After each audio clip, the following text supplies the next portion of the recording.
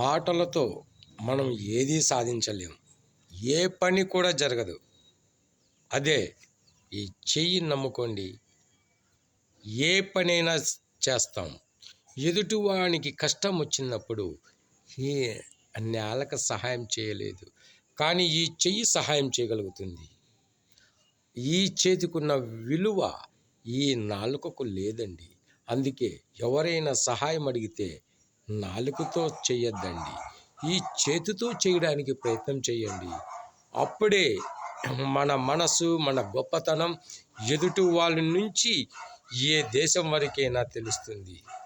అందుకే నాలుకతో సహాయం ఎప్పుడూ చేయడానికి ప్రయత్నం చేయొద్దండి. మీకు చేసే శక్తి లేదా, నా చేత కాదు అని చెప్పండి.